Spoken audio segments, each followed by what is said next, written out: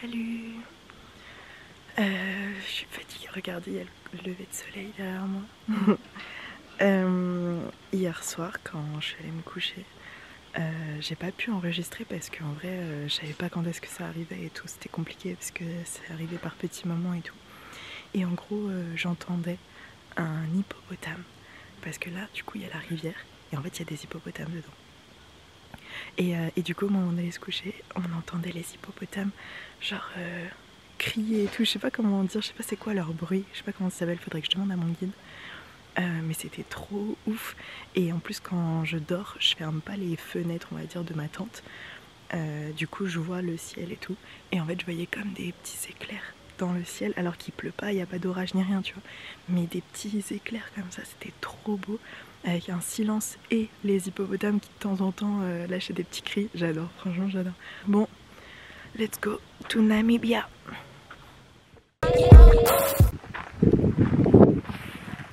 On est arrivé au campement. Il cueille sa mère. Il fait vraiment trop froid. Par contre c'est incroyable, c'est vraiment super beau. Regardez un petit peu autour de moi. Donc là il y a le campement. Là, les montagnes. Là, on voit pas, mais il y a le coucher de soleil. Les nuages, ils sont un peu roses et tout, c'est incroyable, c'est trop beau. Du coup, ouais, il fait super froid. Les sanitaires, c'est un enfer parce que tout est ouvert, donc du coup, il fait super froid aussi. Le wifi ici. Alors, le wifi dans ce campement, c'est 1 heure. Après, ça se bloque. Et en fait, on a 2 soirs ici. Et après, on est parti pour faire toute l'Afrique du Sud sans internet, ok? Genre sans jamais avoir internet. Du coup, ça veut dire qu'il faut que je prévienne mes parents parce que sinon ils vont paniquer. Ce que j'ai oublié de faire, donc il faut que je le fasse demain. Et ce qui veut dire que je vais devoir... je vais filmer et tout, et je pense que au lieu de raconter ma vie à mes potes et à mes parents, je vais me raconter ma vie à vous. Et du coup, voilà. J'ai trop hâte de faire le désert demain. Il fait trop froid, il fait vraiment trop froid, on dirait pas mais il fait vraiment trop froid. On a croisé un Français tout à l'heure et je lui ai dit ouais il fait froid à quel point? Et il m'a dit 4 degrés. Donc 4 degrés c'est pas non plus moins 4, mais bon c'est quand même 4 degrés quoi. Du coup voilà, là j'attends, normalement ce soir on fait un petit feu. Non mais c'est trop beau, je vous jure l'Afrique c'est beaucoup trop beau. On fait un petit feu, il y a des Canadiens là, leur groupe il donne trop envie, genre...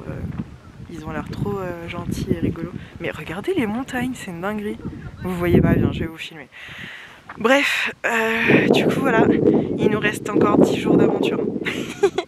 J'ai déjà niqué une carte SD de 4h30 de film.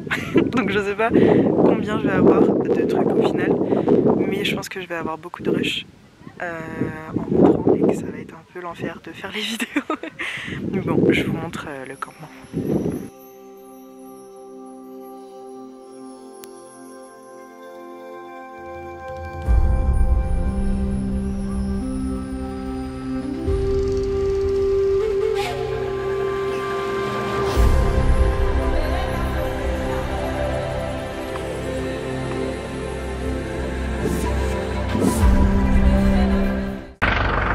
Hello!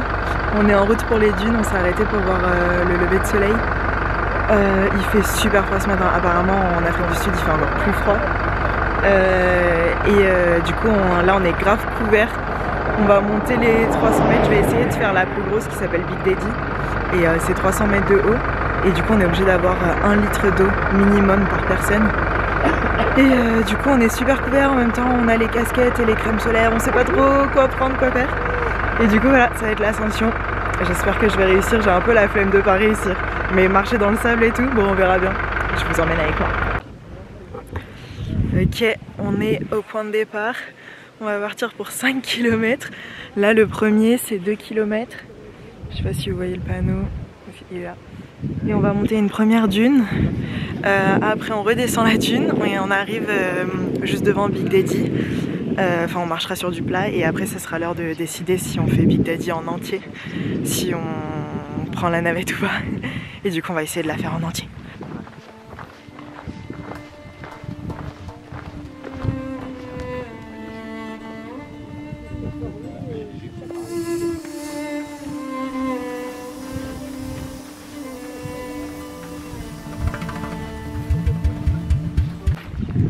Bon, j'arrive à la première dune.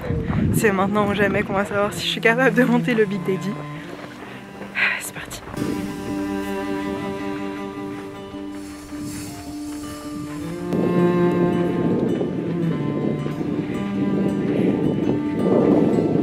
Ok, ça c'est la partie difficile parce qu'on s'enfonce dedans. C'est parti. Je pense que je vais devoir... je vais devoir... Mon fou... Ah! Mais c'est une blague, comment on monte?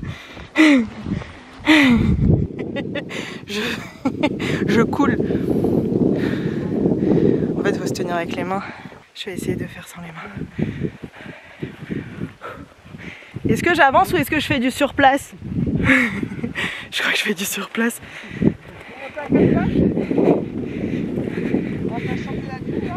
J'ai la sensation de faire du surplace. Je crois que j'avance. Ok, on voit le bout. J'ai vraiment fait 500 mètres. Pas sûr de faire Big Daddy. Attendez. En fait, c'est rigolo parce qu'on a l'impression de faire du surplace vraiment.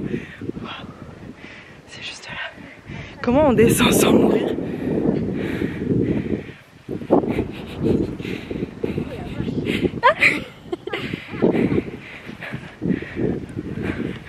Ok, on est arrivé. On voit ça.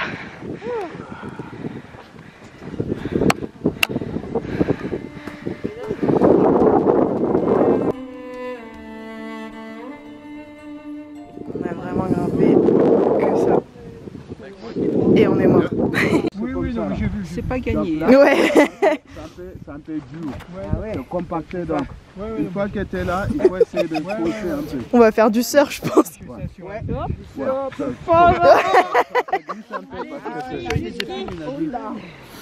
Oh, c'est fou en plus.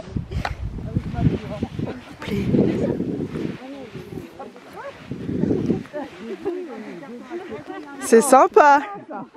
On voit même pas le bas tellement c'est penché genre. Mais il y a un petit côté où t'as un peu envie de te laisser glisser. Oula. Oh purée.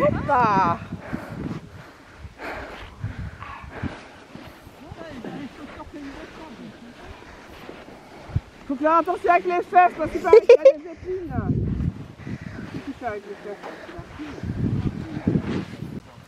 Allez, ça y est, on est descendu tout et ça, c'est pas si énorme.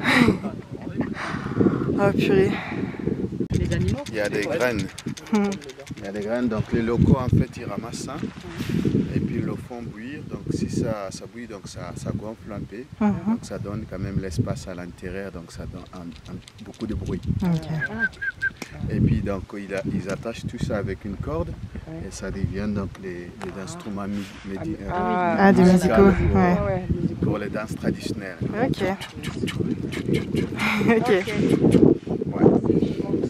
Ouais. Donc c'est des graines. Ok, Henri il était en train de m'expliquer en gros le début il est tout là-bas et bon bref c'est loin du grand pic, je vais vous montrer après. Et en fait le truc c'est que du coup j'ai essayé de négocier, je lui ai dit mais pourquoi on coupe pas tout droit et comme ça va plus vite tu vois. Et il m'a dit non c'est super dangereux parce qu'en fait on a l'impression que c'est plus droit sauf que ça fait des grosses crevasses et en gros c'est super dur de remonter et tout et c'est déconseillé tu vois. Et en fait il nous expliquait qu'en 2022 il y a un Français qui est mort parce qu'il était déjà venu en Namibie, il a refait ce circuit là et en gros il a dit à son guide ouais bon bah moi je veux pas le refaire et tout, ça m'intéresse pas donc je vais rejoindre la navette parce qu'il faut savoir que tu peux aussi faire le trajet en navette. En gros tu as trois options, soit tu fais tout en navette, soit qui est payante, soit tu fais la moitié et après tu rejoins la navette, soit tu fais tout.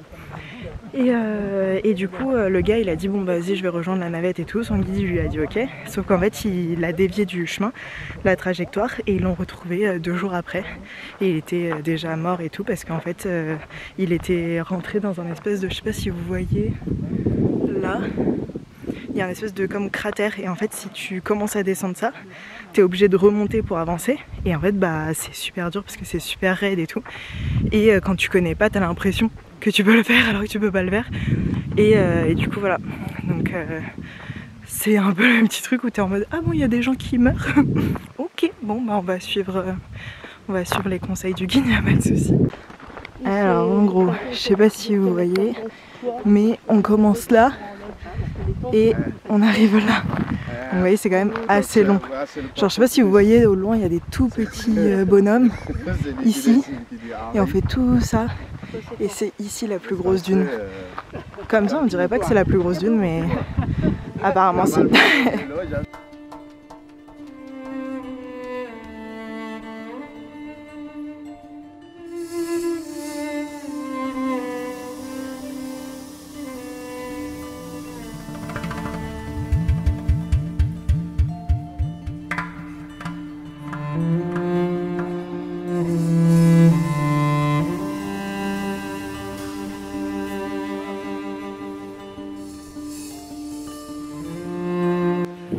C'est parti. Du plat comme ça, ça on est ok. C'est pour ça que si on pouvait descendre par arête, ça serait pas mal. Oula, tu fais un hors-piste. Oula, oula. J'ai mis ma main pour te rattraper mais je suis pas sûre que j'aurais rattrapé grand chose.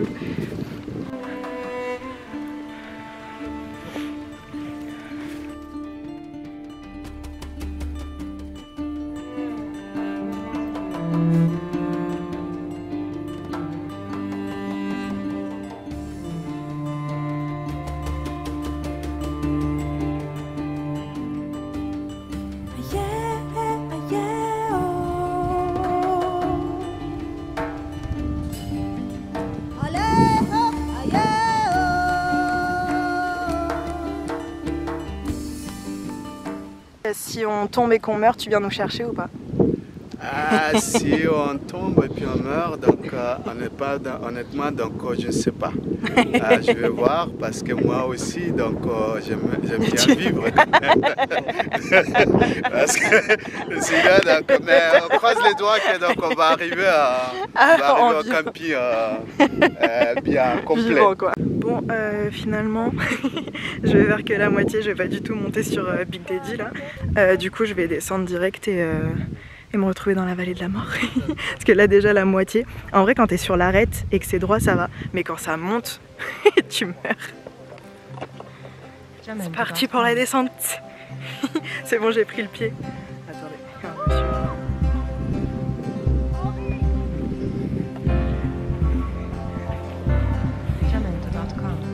C'est trop facile. Je vais tomber, c'est sûr. Ouais Henri.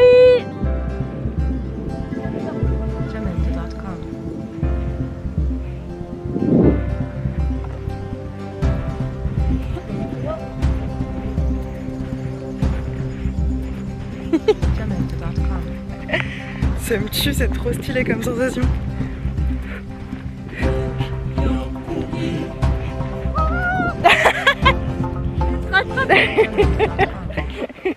On a réussi, on a descendu tout ça. Je sais pas si vous voyez. Là, on a descendu tout ça. Mais bon, normalement, Big Daddy, c'était le truc là-bas, là. Je sais pas si vous voyez celle-ci. Et bon, voilà. Notre expérience était pas mal quand même. Donc on va rester sur celle-ci. On va retirer le sable de nos chaussures parce qu'à mon avis, il y en a pas mal.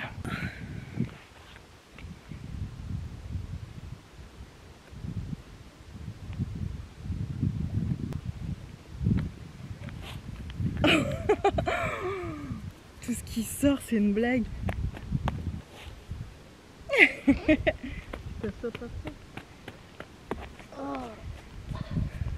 Oh non, il y en a dans mes chaussettes, c'est une blague. Tout ça, c'est du sable. Et du coup, on est dans le fameux désert. Je suis inquiété dans le Capnon.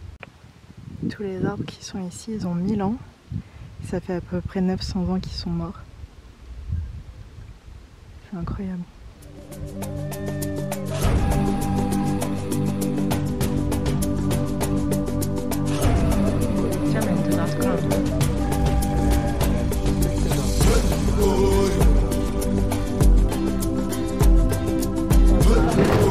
Pero no del coche.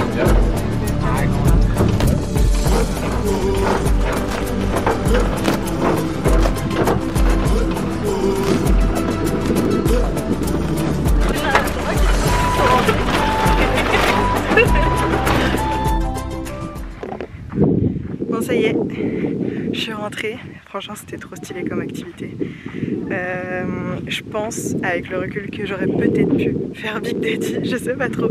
Sur le moment j'étais vraiment en mode jamais de la vie, jamais de la vie. Et finalement tu sais une fois que c'est passé tu te dis bon ça va et tout. J'abuse totalement à être en pull alors qu'il fait super chaud, je vais retirer mon pull. Mais du coup c'était vraiment trop cool et en fait j'avais trop peur qu'il y ait beaucoup de touristes et finalement pas du tout. Donc on y allait le matin donc c'est peut-être la période qui fait que tu vois. Mais franchement c'était incroyable, c'était trop bien. Bon on a fini la journée, franchement c'était super cool, c'était trop chouette. Après on a fait un canyon, j'ai pas filmé parce que bon voilà. Et après on a fait une autre dune encore un peu plus petite à côté de notre camp. Et franchement c'était cool.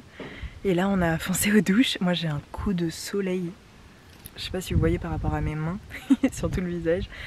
Et là il va commencer à faire froid. Là ça va, c'est encore supportable, mais après il va faire froid. Du coup on va aller profiter du wifi une dernière fois parce que c'est le dernier soir avec de la wifi. Et après on va manger. Et après ça recommence. Demain on va faire un grand canyon aussi. Du coup je pense que je vous montrerai. Et puis voilà.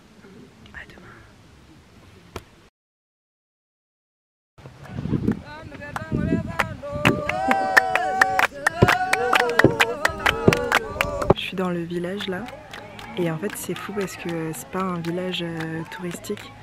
Je me souviens qu'au Kenya j'avais pas trop aimé le village Maasai parce que ça se voyait vraiment que c'était pour les touristes.